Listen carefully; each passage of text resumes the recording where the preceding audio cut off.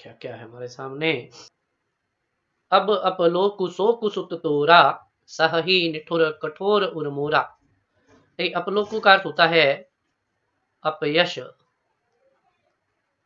शोकु का अर्थ दुख एवं शोक, सुत अर्थात पुत्र, तोरा अर्थात तुम्हारा। तो लक्ष्मण के समक्ष विलाप करते हुए श्री राम कहते हैं कि हे मेरे भ्राता, मुझे तुम्हारे चले जाने का शोक और पत्नी से बिछुड़ जाने का दुख, दोनों ही निठुर अर्थात निष्ठुर, ये दोनों ही मेरे निष्ठुर और कठोर हृदय को, मोरा अर्थात मेरा, ये तुम्हारे चले जाने के शोक और पत्नी से बिछुड़ जाने के दुख को मेरा यह कठोर और निष्ठुर हृदय दोनों ही अपयश सहित सहन करेगा। निज जननी के एक कुमारा, निज अर्थात अपनी, जननी अर्थात माता, कि तुम अपनी माता के एक ही एकमात्र पुत्र हो। तात तासु, तुम है प्राण आधारा, तात अर्थात भ्राता भाई, तासु अर्थात तुम ही, उसके प्राणों के एकमात्र आधार हो। सौंपेसी मोही तुम ही गही पानी, गही अर्थात पकड़ कर, पानी अर्थात हाथ। कहते हैं कि तुम्हारी माता ने तुम्हारा हाथ पकड़कर मुझसे इस आशा से सौंपा था, सब विधि सुखद परम हित जाने कि मैं सभी प्रकार की स्थितियों में तुम्हारे लिए हितकारी सुखद रहूंगा, कि तुम्हारे प्रति अत्यधिक हितकारी एवं सुखद जानकर ही उन्होंने तुम्हारा हाथ पकड़कर मेरे हाथ में सौंपा था, ऐसे भी कहा जा सकता है। पुत्रु काह देहूं ते ही जाई, पुत्रु उत्तर देना, काह अर्थात क्या, देहूं अर्थात दूंगा, ते ही अर्थात उसे, जाई यानी जाकर, कि मैं अयोध्या जाकर भला उन्हें क्या उत्तर दूंगा। उठी किन मोही सिखावहु भाई, कि हे मेरे भ्राता उठकर तुम मुझे एक बार समझा क्यों नहीं देते, सिखा क्यों नहीं देते। बहुविधि सोचत सोच विमोचन, श्रवत सलिल राजीव दल लोचन, श्रवित, श्रवत का होता है ढुलकना बहना, सलिल, सलिल होता है जल, राजीव दल लोचन अर्थात कमल रूपी नेत्रों से या कमल के समान नेत्रों से। बहुविधि सोचत सोच विमोचन,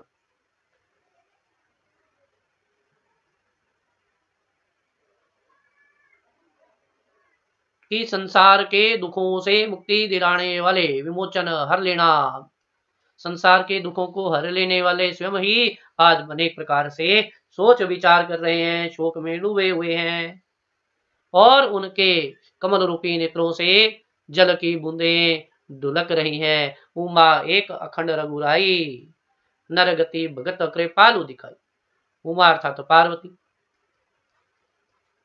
एक अखंड रघुराई, कि जो श्री राम है वे तो रघुराई अर्थात स्वयं ही पर ब्रह्म है,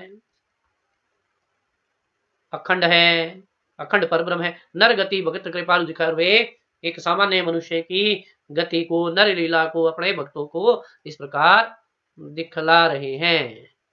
सोठा है, सोठा छंद होता है, प्रभु प्रलाप सुनी कान विकल भय बानर निकर, कि प्रभु श्री राम के इन विलाप से युक्त वचनों को सुनकर, विकर अर्थात व्याकुल हो जाना, भय अर्थात हो गए, वानर अर्थात वानर, निकर अर्थात समूह, कि प्रभु राम के इन व्याकुलता से युक्त वचनों को सुनकर वहां उपस्थित वानरों का समूह भी व्याकुल हो गया।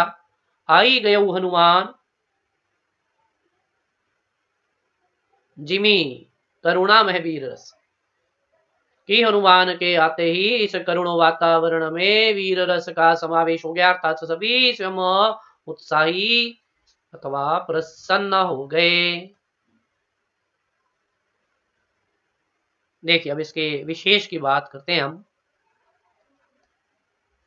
देखिए एक तो करुण रस का मार्मिक जो चित्रण है वो तो किया ही गया, करुण रस का मार्मिक चित्रण देखने को मिलता है, ये लिख सकते हैं। अवधी भाषा की बात आप लिख सकते हैं। इसके अलावा देखिए यहाँ पे सोरठा छंद की बात आई थी, सोरठा छंद का प्रयोग किया गया है।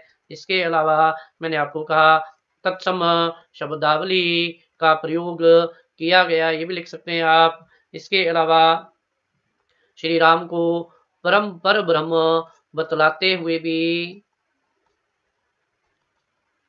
जो प्रत्येक परिस्थिति से अवगत हैं उस स्थिति में भी विलाप करते हुए चित्रित किया गया है, ये भी आप लिख सकते हैं।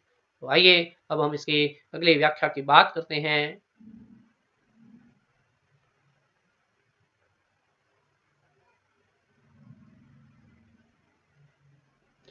हर श्री राम भेटेऊ हनुमाना, भेटेऊ का अर्थ होता है गले लगना, गले लगाना।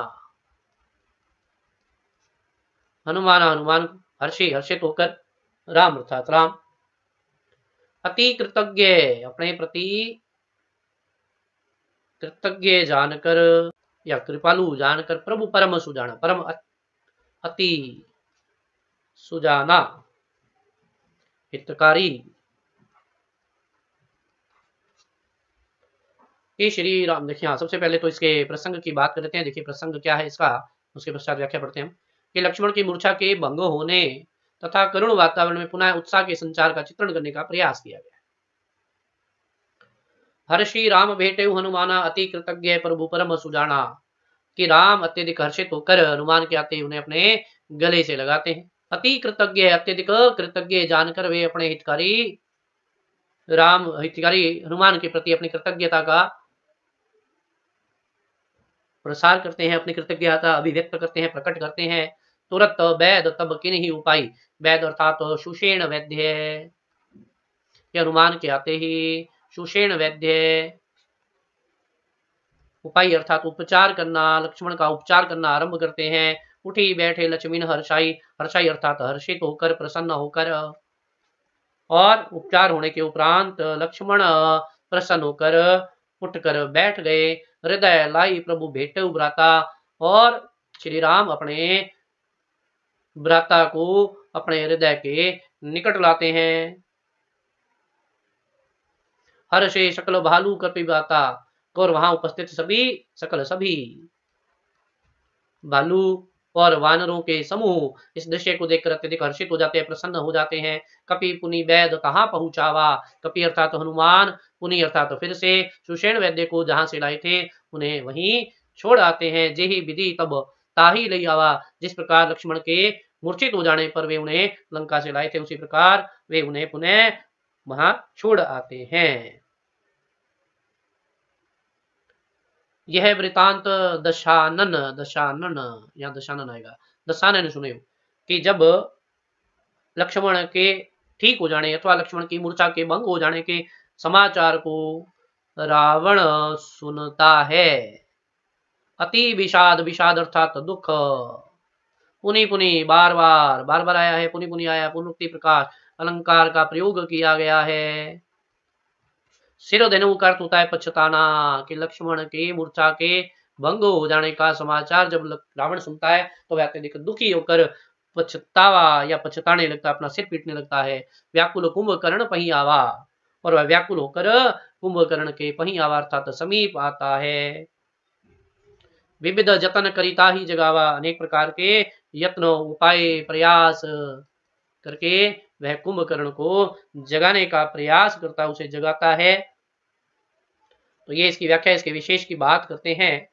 देखिए विशेष में वही अवधि, वही तत्सम, वही कि रावण के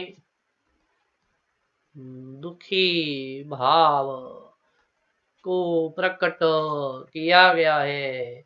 इसके अलावा यहाँ पे एक आया है बार बार सिर धनेऊ, यहाँ पे मुहावरेदार शब्दावली का प्रयोग किया गया है, इसलिए यहाँ पर आपके लक्षणा भी आएगी, ये भी लिखा जा सकता है। आइए अब अगली इसकी व्याख्या की बात करते हैं। आप सभी से क्या लिखा है यहाँ पे देखते हैं। लिखा है जागा निशीचर देखिए कैसा, मानहु काल देह धरी बैसा। कुंभकर्ण बूझा कहु भाई, काहे तव मुख रहे सुखाई। देखिए इसमें भी पहले पहले हम प्रसंग की बात कर लेते हैं, फिर व्याख्या पढ़ते हैं, ताकि हमारे लिए थोड़ा आसान हो जाए। परीक्षा में हमें प्रसंग भी लिखना ही है, संदर्भ आप सभी को ज्ञात है किस प्रकार लिखेंगे। तो यहाँ हमारे लिए प्रसंग है कि प्रस्तुत काव्यांश के माध्यम से कवि ने कुंभकर्ण द्वारा रावण को समझाने का यत्न किया है कि प्रभु राम के चरणों में स्थान पाने पर ही तुम्हारा कल्याण संभव है।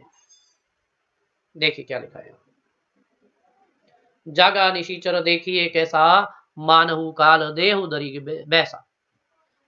निशीचर, निशीचर अर्थात राक्षस, कि कुंभकर्ण के जागने पर वह ऐसा प्रतीत होता है, ऐसा दिखाई देता है मानो काल देह अर्थात मृत्यु का देवता काल ही शरीर को धारण करके बैठ गया हो या उपस्थित हो गया हो। कुंभकर्ण बूझा कहू भाई, काहे तब मुख रहे सुखाई। देखिए यहाँ पे कि मानहु आया है, इसके कारण यहाँ पे उत्प्रेक्षा अलंकार की बात भी आई है, जो आप विशेष में लिखेंगे। कुंभकर्ण बूझा कहू भाई, काहे तब मुख रहे सुखाई। कुंभकर्ण अपने भाई रावण से पूछता है, हे भाई क्या हुआ, काहे तो मुख, तुम्हारा मुख भला किस कारण अत्यधिक सूखा हुआ, चिंतित दुख से युक्त प्रतीत हो रहा है।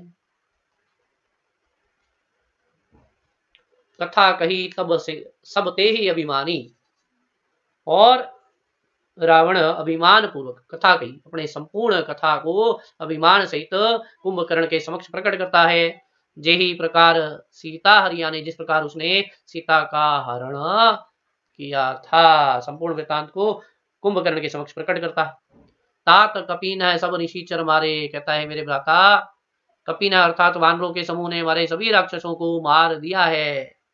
महायोद्धा संधारे, हमारे महान बड़े बड़े वीर योद्धा राक्षस जो हैं वो मारे जा चुके हैं। दुर्मुख सुर रिपु मनुज आहारी, कि दुर्मुख और देव शत्रु, दुर्मुख देव शत्रु तथा मनुष्यों को आहार बनाने वाले। भट्ट अतिकाय अकंपन भारी, भट्ट अतिकाय, अतिकाय विशाल शरीर वाले।